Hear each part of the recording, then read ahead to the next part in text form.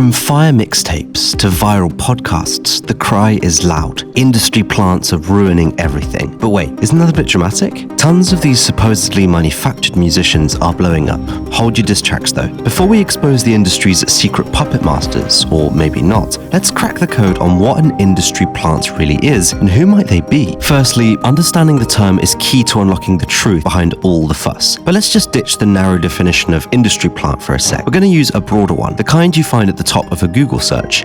Artists who start small, build a buzz on SoundCloud or Bandcamp, then get snatched up by a major label and prepped for super stardom. This wider definition casts a pretty big net, catching a whole lot of musicians. Honestly, some of your favorite artists could qualify. That's kind of why this whole industry plant thing gets tricky. In today's industry, true grassroots success stories are becoming rarer than a vinyl record store in a mall. Now, let's zoom in on the case that got everything buzzing from the beginning, Spice. Her meteoric rise definitely raised eyebrows. She literally went from zero to hero in what felt like a heartbeat. Like, Spice only started rapping in 2021 while she was still a freshman in college. That's when she met Riot USA, a producer. They clicked musically. But here's the twist. Even before rapping, Spice went viral on TikTok and Twitter for a random trend. Riding that wave, she dropped her debut track, Bully Freestyle, in March 2021. She kept putting up music and used TikTok like a pro to spread the word. Most of her early stuff was produced by Riot USA. Remember that name, it'll come up again. Fast forward to August 2022, Spice releases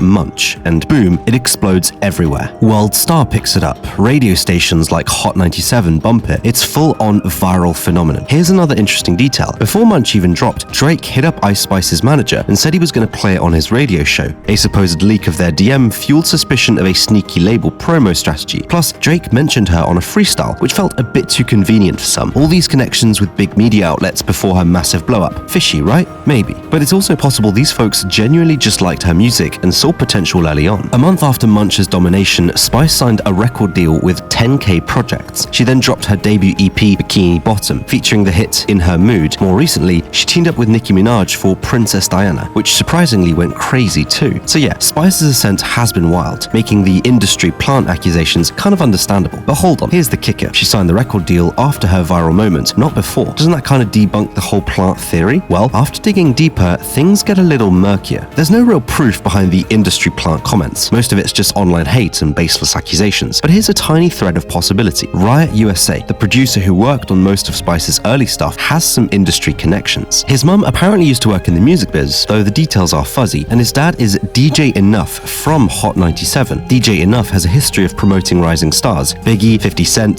Kanye, Future, you name it. So with these connections in her corner, it's possible Spice got a little help, especially considering her marketing has been on point. Either she's a marketing whiz, or she has some behind-the-scenes assistance. The truth is, we just don't know for sure. Spice did sign after her initial blow-up, and details about her family background are scarce, so the jury's still out on the industry plant verdict. But here's the plea. Let's ignore the online accusations without proof. Spice's success could be a combination of connections and pure TikTok magic, something we're seeing more and more these days. As far as we can tell, there's not enough solid evidence to call her a plant. So, can we all call it with confident online pronouncements? You might just be wrong. Up next, Ian Dior. Dude blew up in 2019 and hasn't slowed down since. You've probably heard his verse 24K Golden. That song was everywhere. This crazy success got some folks calling him an industry plant, which is basically a fancy way of saying someone's success feels manufactured. Was that the case with Ian, or did he just get lucky? Let's dig in. Dior started producing out music under different names way back in 2016. He kept dropping tracks and even joined a group called Classic Kids. You can actually find some of his early stuff online. It's not bad. You can tell he had a strong voice and potential. He even released a whole project under the name Little Rock.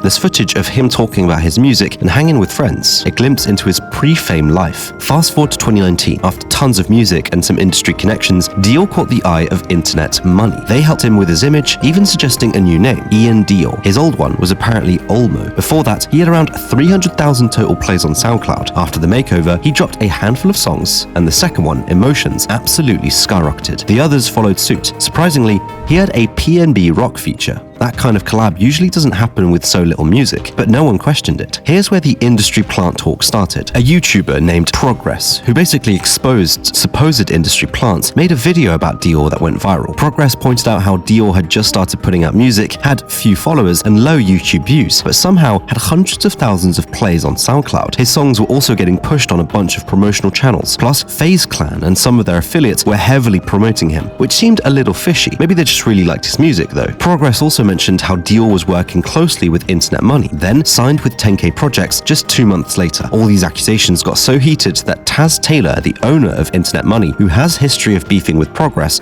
decided to fight fire with fire. Ian even named his first album Industry Plants. Taz explained the reasoning. If people were going to focus on that instead of the music, they might as well embrace it. That way, the focus would be on the music itself, not some conspiracy theory. And honestly, it was a pretty smart move. By saying, hey, call me a plant, I don't care, here's the music, listen to it, most people wouldn't care as long as the music slapped. So, what really happened? Internet Money clearly found Ian early on, helping him develop his sound and image, and then blew him up. But that's kind of their thing, right? They find talented up-and-comers and help them reach their full potential. They did it with Juice WRLD, Lil Tecca, and now Dro Kenji. Basically, Internet Money saw Ian's talent and helped him get to the next level. By our definition of industry plant, sure, that fits. But does it mean he wasn't talented enough to deserve the help? Absolutely not. Big shout out to Ian Dior for making great music. The Kid Laroi. This one's a head scratcher. Most people probably know him from touring with Juice WRLD, and then bam, he's everywhere with hit songs. His crazy rise and mysterious past got a lot of folks pointing fingers and calling him an industry plant. His early days are especially murky, leading YouTubers like Hello Yasin, Patrick CC, and Progress to dig deep. Let's see what they found. Laroi started rapping at 12, recording on his mum's phone and dropping tracks on SoundCloud. Then he met DJ Marcus Jr., who helped him out early on. But here's the twist. Laroi has dodged questions about his early career, or straight up lied about it. This is what makes people suspicious. One big question mark: Laroi's supposed poverty. People claimed his dad, Nick Howard, is actually a music industry guy who's worked with big names like Jay-Z. Laroi says they're not close, but it's possible he didn't use those connections. Or maybe he did and just isn't telling the truth. At 12, he started working with DJ Marcus, who saw potential and offered recording help. Weirdly, Laroi always calls Marcus some random dude in interviews. He even had a group called The Dream Team, managed by Laroi's mum, who heavily promoted them on Facebook. Seems like she was pretty invested in his success. Here's where it gets even crazier. Hello Yasin, who did amazing research on this, found out Laroi's mum was friends with a super wealthy guy in LA. This kind of blows up the whole dirt poor story Laroi has pushed. There are definitely some conflicting details in his past. Even more mind-blowing, a Grammy-nominated producer named Khalid Rohim saw Laroi in a studio where he was just 12. How a 12-year-old with no money was getting into these studios is a mystery. Khalid says he helped Laroi out and even got him a development deal with Sony in 2017 when Laroi was only just 14. Hold on, there's more. In 2016, DJ Ziggy, who manages big Australian artists, wanted to manage Laroi too. This was around the time Laroi ditched his producer Marcus. Then, in 2018, he dropped his debut EP with collabs and high-quality production. Following these connections, he was seen posting snippets with Lil Skies and eventually signed with Grade A Productions in 2019. That's Juice WRLD's label, and Laroi even toured with him in 2018 before most people even knew his name. A lot of this info came from Yasin's video, and here's the even fishier part. Laroi's team had Yasin's video taken down with a bogus copyright claim. Seems like they wanted to bury something. So yeah, Laroi definitely had some connections early on. After all that, he kept dropping music, hit after hit. He absolutely blew up with songs like Let Her Go, Diva, and the Addison Rae track. We all know the rest. Based on this, is the Kid Laroi an industry plant? By our definition,